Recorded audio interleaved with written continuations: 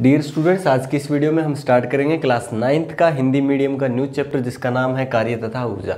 ये आपका NCERT book का 11th यानी कि 11वां चैप्टर है स्टूडेंट। तो सबसे पहले हम कार्य के बारे में पढ़ेंगे इस वीडियो के अंदर, और इसके बाद नेक्स्ट जो वीडियो होगा हमारा उसके बाद हम ऊर्जा के ऊपर बात करेंगे, यानी कि ऊर्जा के बारे में डिस्कशन करेंगे, पढ़ेंगे।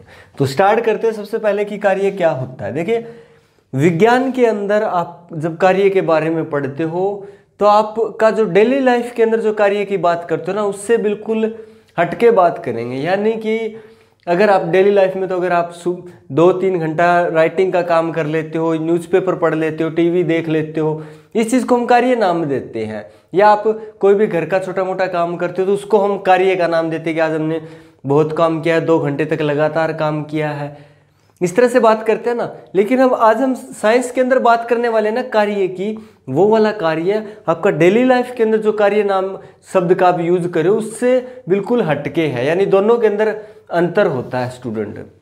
तो आज जो कार्य की बात करें वो कर रहे हैं कि विज्ञान भाषा में, विज्ञान के अंदर, साइंस के अंदर कार्य किसको कहते हैं। और साइंस वाला जो कार्य है, साइंस के अंदर जिस चीज़ को कार्य बोलते हैं, वो कार्य आपका डेली लाइफ में जो कार्य शब्द का यूज करते हो ना, उससे बहुत ज़्यादा हटके है। दोनों में बहुत ज़्यादा अंतर है। और क्या अंतर है, जैसे जैसे हम कार्य के बारे में पढ़ते जाएंगे आपको पता लग जाएगा।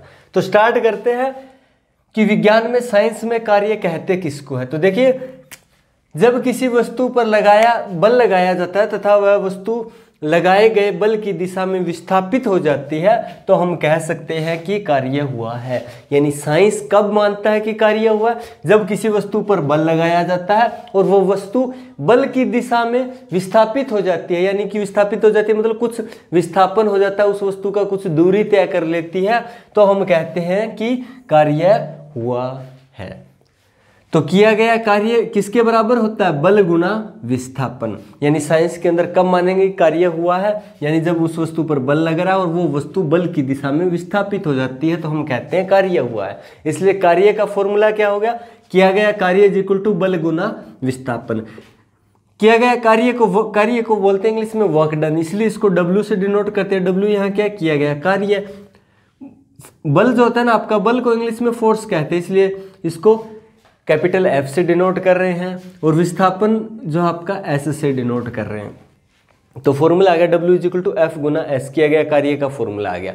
W क्या किया गया कार्य, F बल, S क्या है विस्थापन है।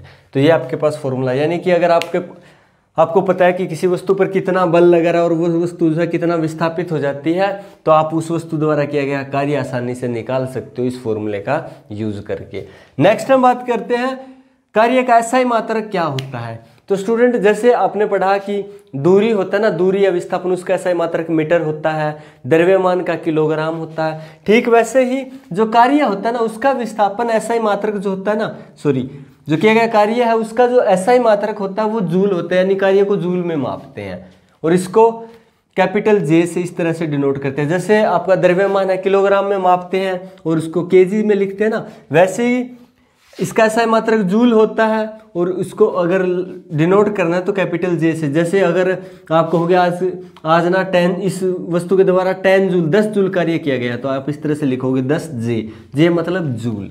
ठीक है, तो इसका एसआई मात्रक जूल होता है जिसको कैपिटल J बड़े J से डिनोट किया जाता है, प्रदर्शित किया जाता है। इसके बाद कार्य एक अदिश राशि। अदिश का मतलब देखिए, एक अदिश राशि होती है, एक सदिश राशि होती है। सदिश मतलब जिसके साथ दिशा होती है, अदिश मतलब जिसके साथ दिशा नहीं होती। तो जो कार्य होता है ना, वो कभी भी कार्य के साथ दिशा नहीं होती। अगर हम बात करेंगे ना कि इस वस्तु के द्वारा 10 जूल कार्य किया गया, तो इसके साथ हम दिशा की कभी बात नहीं करेंगे। सिर्फ और सिर्फ इसके साथ क्या होता है, परिमाण होता है। परिमाण यानी न्यूमेरिकल वैल्यू, अंकीय मान होता है सिर्फ और सिर्फ। और जिसके पास सिर्फ परिमाण होता है, दिशा नहीं होती, उसको अदिश राशि बोलते हैं। इसलिए आपका कार्य भी क्या हो गया, अदिश राशि हो गया। इसके बाद अब बात करते हैं कि 1 जूल कार्य क्या होता है। हम कब कहेंगे कि 1 जूल कार्य हुआ है? तो देखिए, कार्य को 1 जूल लाना तो बिल्कुल सिंपल है। कार्य का फॉर्मूला क्या है, कार्य इज इक्वल टू बल गुना विस्थापन। और हमें कार्य कितना चाहिए, 1 जूल चाहिए, यानी कि यहाँ क्या आ जाना चाहिए, एक कब आएगा, जब ये 1 होगा ये भी 1 होगा, दोनों का अगर मल्टीप्लाई करेंगे तो हमारे पास क्या आएगा, 1 आएगा।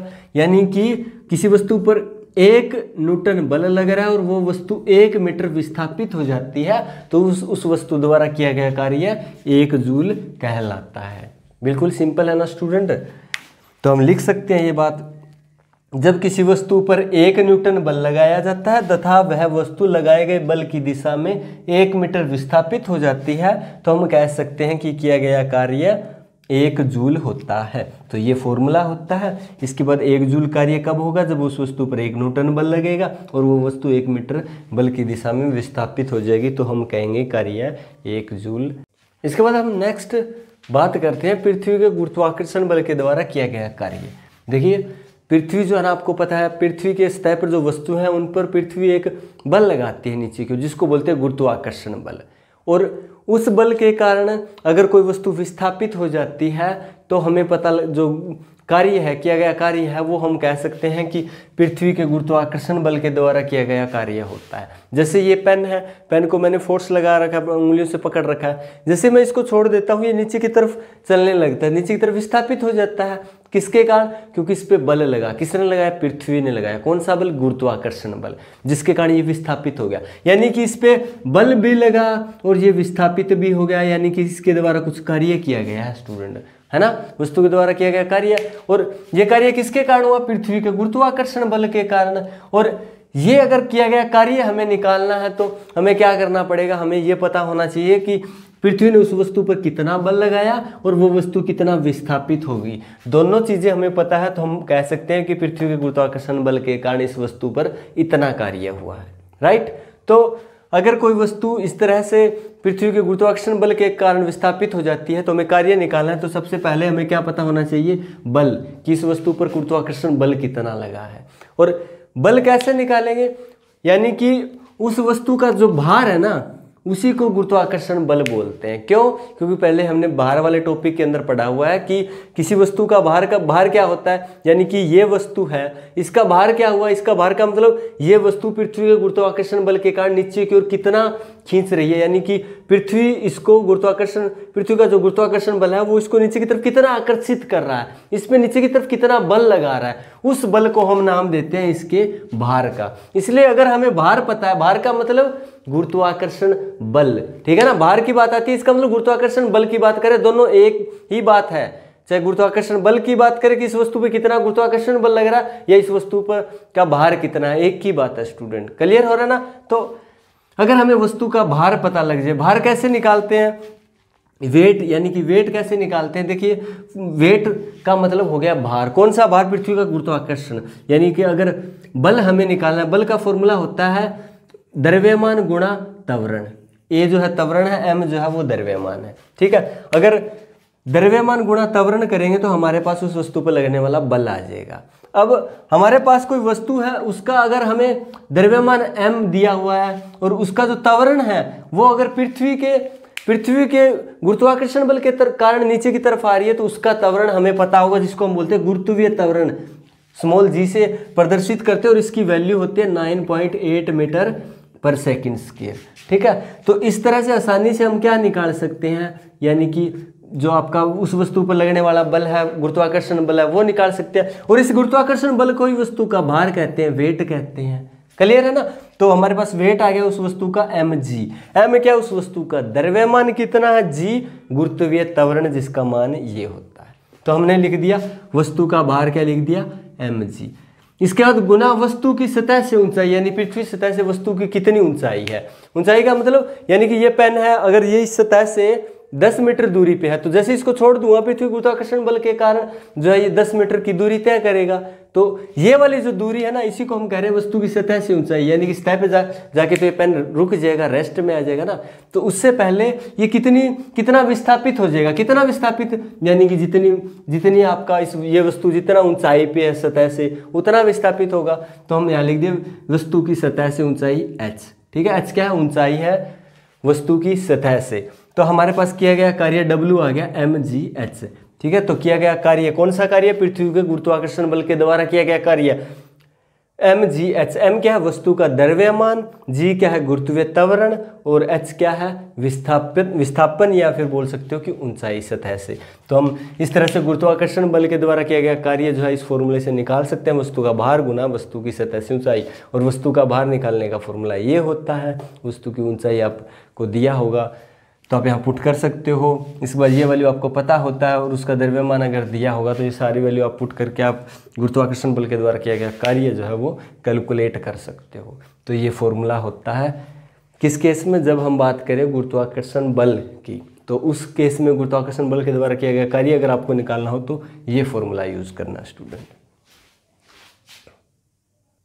इसके बाद हम बात करते हैं एक नेक्स्ट अलग सिचुएशन की, कि जब आपके पास, इससे पहले तो हमने बात की कि अगर कार्य निकालना है, किया गया कार्य, तो फॉर्मूला होता है बल तथा विस्थापन, है ना, दोनों का गुणनफल होगा वो किया गया कार्य के बराबर होगा।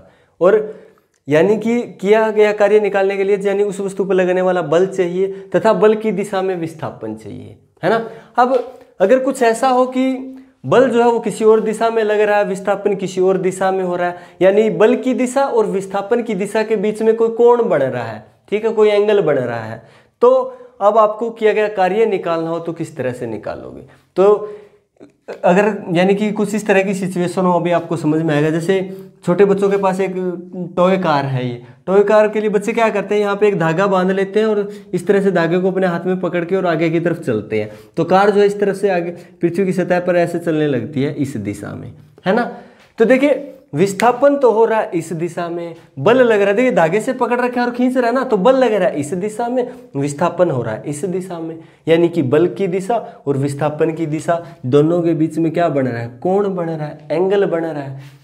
अब क्या करेंगे, अब यहाँ कार्य निकालना हो तो क्या करोगे, यहाँ जो कार्य निकालना हो तो ये वाला फॉर्मूला नहीं लगेगा डायरेक्ट, क्यों, क्योंकि ये फॉर्मूला वहाँ लगेगा, यानी कि जब जिस दिशा में आप बल लगा रहे हो अगर वस्तु उसी दिशा में विस्थापित हो रही है तो आप ये फॉर्मूला लगा सकते हो। अब देखिए दोनों की दिशाओं के बीच में कोण बन रहा है, बल की दिशा इस तरफ है, विस्थापन की दिशा इस तरफ है, दोनों के बीच में क्या बन रहा है, कोण बन रहा है। तो उस केस के अंदर हमें क्या निकालना होगा, हमें ये पता करना होगा कि इस दिशा में बल कितना लग रहा है, फिर हमें देखना है कि इस दिशा में विस्थापन कितना हो रहा है, और उन दोनों का मल्टीप्लाई करेंगे तो किया गया कार्य आ जाएगा। अगर आपको ये पता करना है कि इस दिशा में कितना बल लग रहा है तो वो बल निकालने के लिए क्या करोगे, देखिए आपको एक बात तो पक्का कंफर्म है ना कि जो बच्चा इस तरफ बल लगा रहा है, ये वाला बल लग रहा है, वो सारा का सारा बल इसको आगे ले जाने के लिए नहीं लग रहा है। यानी कि अगर बच्चा धागे से, इस धागे को अगर हम यहाँ बिल्कुल नीचे लाके, देखिए ये वैन है आपका, ये जो धागा यहाँ से बांध के यहाँ से खींचेंगे ना,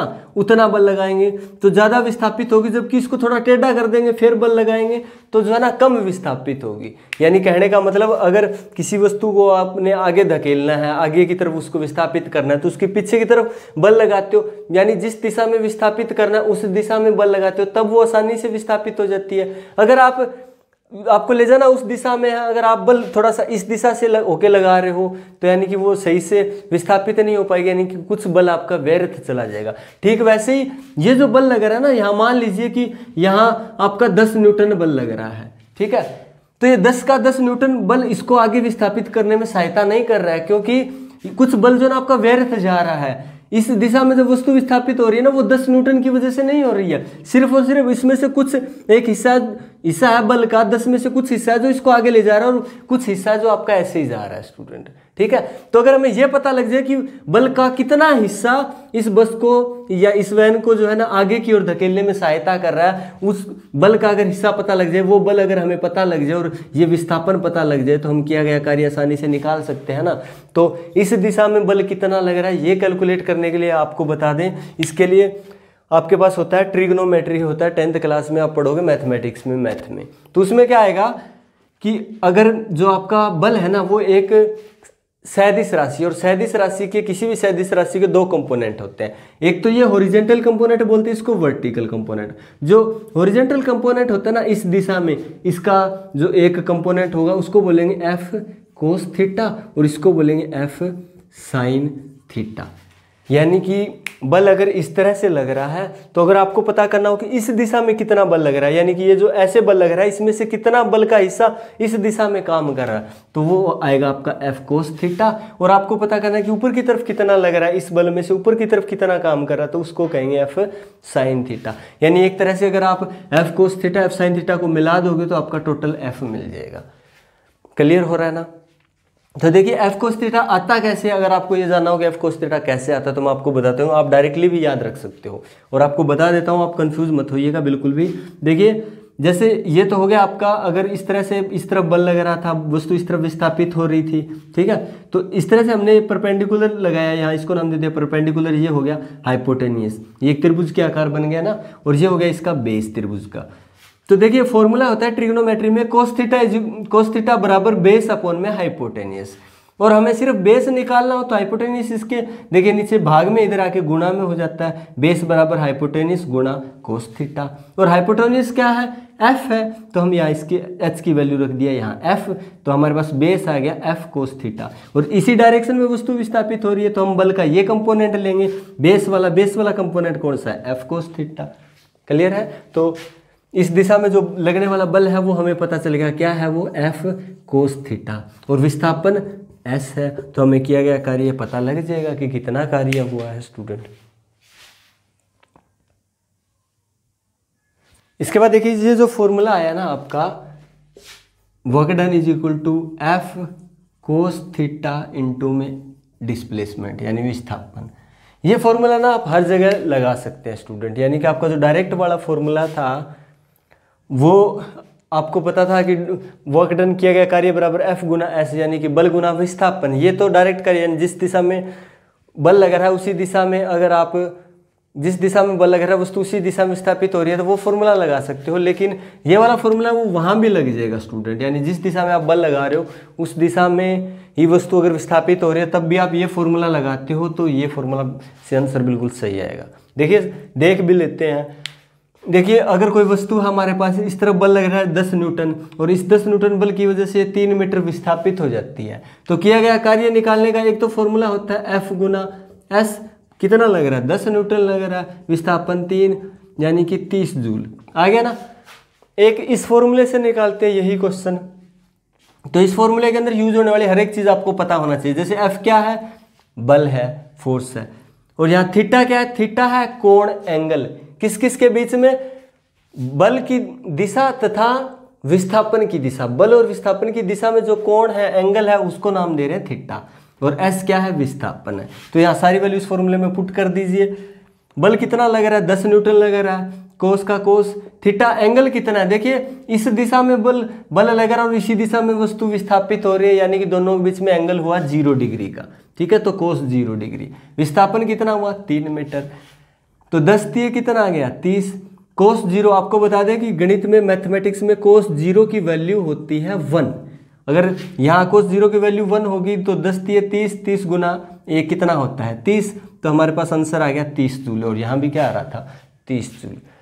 तो ये आपका इस तरह से फॉर्मूले से इस तरह से वर्क डन आप निकाल सकते हो। सेकंड केस, अगर कुछ ऐसा हो कि एक वस्तु दिया है, इस वस्तु पर इस तरफ से लग रहा है 10 न्यूटन बल और इस तरफ से लग रहा है 5 न्यूटन बल, और ये वस्तु जो है ना वो इस दिशा में, यानी इस दिशा में 3 मीटर विस्थापित हो जाती है, तो किया गया कार्य बताइए।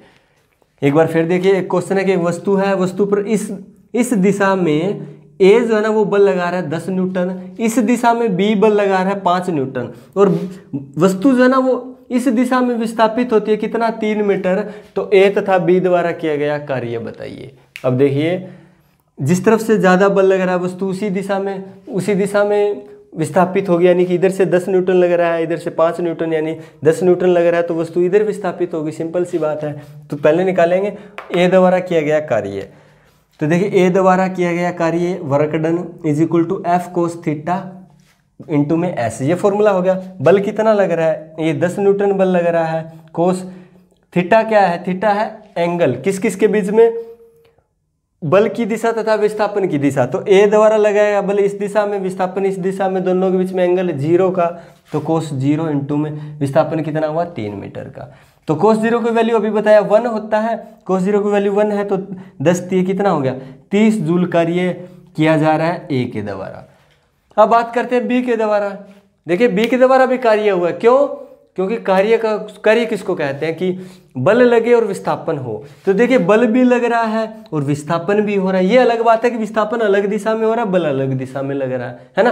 तो यहाँ तो देखिए बल भी है और विस्थापन भी है, इसलिए किया गया कार्य भी कैलकुलेट कर सकते हैं। कैसे कैलकुलेट करेंगे? अभी देखो, बी के द्वारा किया गया कार्य फॉर्मूला है एफ कोस थीटा इंटू में एस। एफ बल कितना लग रहा है? 5 न्यूटन लग रहा है। कोस थीटा, थीटा क्या होता है? एंगल, किसके बीच में लगाया जाने वाला बल और विस्थापन। तो देखिए बल इस दिशा में लग रहा है, विस्थापन इस दिशा में लग रहा है, दोनों के बीच में एंगल है 180 डिग्री का स्टूडेंट, 180 डिग्री का एंगल है। तो कोस 180 इंटू में विस्थापन कितना हो रहा है? 3 मीटर हो रहा है। और आपको बता दें कोस 180 की वैल्यू होती है -1। जैसे कोस 0 की वैल्यू 1 होती है, वैसे ही कोस 180 की वैल्यू -1 होती है। ये वैल्यू अगर -1 है तो 5 दिए 15 इंटू में -1, तो बी द्वारा किया गया कार्य आ जाएगा -15 जूल। तो देखिए किया गया कार्य माइनस में भी आ सकता है। अगर किया गया कार्य माइनस में आ रहा है, इसका मतलब यह है कि जिस दिशा में बल लग रहा है विस्थापन उसके विपरीत दिशा में होता है। तो ये बात नोट कर लीजिए, अगर किया गया कार्य माइनस में आता है, इसका मतलब ये है कि हम जिस दिशा में बल लगा रहे हैं विस्थापन उसके विपरीत दिशा में हो रहा है, इसलिए किया गया कार्य माइनस में आएगा आपका।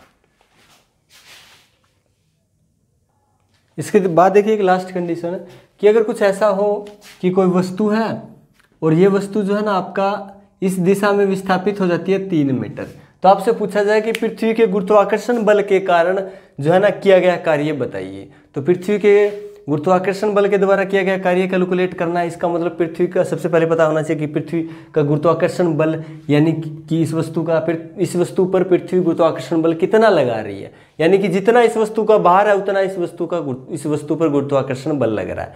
तो वस्तु का भार निकालने का फॉर्मूला होता है mg, m वस्तु का द्रव्यमान, g वस्तु का गुरुत्वीय त्वरण, जिसका वैल्यू होता है 9.8 मीटर पर सेकेंड स्क्वायर। दोनों वैल्यू अगर हमारे पास है तो इसका वस्तु का भार निकाल सकते हैं। तो फॉर्मूला आ गया हमारे पास, फोर्स आ गया, हमें पता लग गया कितना यानी कि इस वस्तु गुरुत्वीय अगर हमें निकालना है कि इस वस्तु पर किया गया कार्य है तो फॉर्मूला होता है एफ कोस थीटा इंटू में एस। एफ हमने निकाल लिया, यानी कि इस वस्तु पर जो गुरुत्वाकर्षण बल लग रहा है पृथ्वी के कारण वो mg लग रहा है। कोस थीटा कितना? एंगल, किस किस के बीच में? बल की दिशा के बीच में और विस्थापन की दिशा। तो बल की दिशा बता दें नीचे की तरफ है, और क्यों? क्योंकि देखिए वस्तु पर गुरुत्वाकर्षण बल जो है वो नीचे की तरफ लग रहा है, तो बल की दिशा नीचे की तरफ और विस्थापन इस दिशा में। दोनों के बीच में एंगल हो गया 90 डिग्री का, 90 डिग्री का, और गुना में विस्थापन कितना हुआ? 3 मीटर। तो यहाँ एक बात देखिए, जो कोस 90 होता है ना, कोस 90 का वैल्यू होता है 0 स्टूडेंट। कोस 90 का वैल्यू अगर इनमें से ये सारी देखिए मल्टीप्लाई में आपस में, अगर इनमें से कोई भी वैल्यू 0 हो जाता है तो ये सारा 0 हो जाएगा। तो यहाँ वर्क डन आएगा, आपके पास किया गया कार्य आएगा 0, यानी कि यहाँ जो पृथ्वी द्वारा किया गया कार्य वो 0 है। पृथ्वी द्वारा किया गया कार्य 0 क्यों है? क्योंकि पृथ्वी के भार के कारण नीचे की तरफ बल लग रहा है और ये विस्थापन इस दिशा में हो रही है। इसका मतलब पृथ्वी जो गुरुत्वाकर्षण बल लगा रहे हैं ना, उसकी वजह से इसमें विस्थापन नहीं हो रहा है स्टूडेंट। अगर इसमें पृथ्वी गुरुत्वाकर्षण बल के कारण विस्थापन होता तो ये देखिए कहीं हाइट पे होती, नीचे गिर रही होती, फिर तो हम मानते क्योंकि इसने फिर तो कुछ हाइट भी कवर की होती, और पृथ्वी का जो गुरुत्वाकर्षण बल है उसके कारण नीचे ही आते हैं, तो विस्थापन भी सेम दिशा में हो रहा है, बल भी सेम दिशा में लग रहा है, तो हम किया गया कार्य कैलकुलेट कर सकते थे। यानी कि पृथ्वी द्वारा किया गया कार्य होता तो ये नीचे की तरफ गति कर रही होती, ना कि इस तरफ। तो दोनों के बीच में अगर 90 डिग्री का एंगल आ जाता है, बल की दिशा और विस्थापन की दिशा, तो हम किया गया कार्य जो है ना वो कितना होता है? 0 होता है स्टूडेंट। और किया गया कार्य 0 कब होता है? जैसे फॉर्मूला होता है F गुना S, ठीक है। तो किया गया कार्य, एक तो अगर उस वस्तु पर बल 0 लग रहा है, यानी बल लग ही नहीं रहा है, तो किया गया कार्य 0 होगा। जैसे अगर हम बात करें कि हम 2 घंटे से पढ़ रहे हैं, न्यूज़पेपर पढ़ रहे हैं, तो वहाँ हम कोई बल नहीं लगा रहे, कोई ऐसा कुछ काम नहीं कर रहे, तो वहाँ आपका किया गया कार्य 0 होगा। यानी साइंस की भाषा में आप अगर न्यूज़पेपर पढ़ रहे हो 2 घंटे तक लगातार, तो वो कार्य नहीं है स्टूडेंट, समझ रहे हो ना। अगर आप राइटिंग का काम कर रहे हो तो वो भी कार्य नहीं है, क्योंकि उसके अंदर विस्थापन नहीं है, किसी में बल नहीं लग रहा है, ठीक है। तो किया गया कार्य 0 कब होगा? या तो आपका बल 0 हो, यानी कि उस वस्तु पर बल ना लग रहा हो, या उस वस्तु का विस्थापन 0। विस्थापन 0 जैसे ये दीवार है, दीवार पे मैं बल लगा रहा हूँ लेकिन दीवार विस्थापित नहीं हो रही, गिर नहीं रही है। इसका मतलब बल तो लग रहा है लेकिन विस्थापन 0 है, विस्थापित नहीं हो रही है, तो भी उस केस के अंदर भी आपका जो वर्क डन है किया गया कार्य है वो 0 होगा। और नेक्स्ट लास्ट कंडीशन जीरो कब होगा, जब बल की दिशा और विस्थापन की दिशा में एंगल जो है ना कोण 90 डिग्री का, तब भी किया गया कार्य जीरो होगा। तो ये थी कुछ कंडीशंस। और जैसे एक और कंडीशन आपको बताएं, जैसे आपका ये सन है, सन के चारों ओर क्या करते हैं, पृथ्वी या जो अन्य ग्रह है वो पृथ्वी सन के चारों ओर चक्कर लगाते हैं, सूरज के चारों ओर चक्कर लगाते हैं स्टूडेंट, ठीक है, ऑर्बिट में। तो ये जब चक्कर लगा रहे हैं ना, यानी कि ये मान लीजिए पृथ्वी यहाँ इस तरह से ऐसे चक्कर लगा रही है, तो सन जो है ना, सूरज है, वो इस तरफ बल लगा रहा है पृथ्वी पर, तो बल की दिशा होगी इस तरफ, पृथ्वी पर इस तरफ बल लगा रहा है, जिसके कारण ये जो है एक फिक्स ऑर्बिट के अंदर रिवॉल्व कर रही है, चक्कर काट रही है। अब इसमें विस्थापन की दिशा अगर हमें कैलकुलेट करनी है, कोई भी इस तरह से वृत्तीय पाथ है, उसमें अगर किसी भी बिंदु पर उसकी विस्थापन की दिशा निकालनी होती है, तो उस पर हम एक टेंजेंट ड्रॉ करते हैं। इस पॉइंट पे निकालना तो यहाँ एक टेंजेंट ड्रॉ करेंगे, तो बल की दिशा इधर हो गया, विस्थापन की दिशा इधर होगी, एंगल कितने का, 90 डिग्री का। यानी इस केस में भी हम किया गया कार्य जीरो होगा। यानी कि अगर हम बात करें कि सूर्य के गुरुत्वाकर्षण बल के कारण इसके चारों ओर जो ग्रह कार्य कर रहे हैं, ग्रह जो है ना चक्कर काट रहे हैं, तो इस केस में भी वर्क डन जो है ना किया गया कार्य वो जीरो होता है। और ये था वीडियो जिसके अंदर हमने कार्य यानी कि साइंस की भाषा में कार्य क्या होता है, इसका SI मात्रक क्या होता है, और कार्य कब कब जीरो होता है, और कार्य का वैल्यू किस तरह से आपका चेंज होता है, इन सब के बारे में पढ़ा। और ये था वीडियो। अगर वीडियो अच्छा लगा हो, अच्छे से समझ में आए, तो प्लीज़ वीडियो को लाइक कर दीजिएगा, और अगर अभी तक चैनल को सब्सक्राइब नहीं किया तो चैनल को सब्सक्राइब कर लें। Thank you students.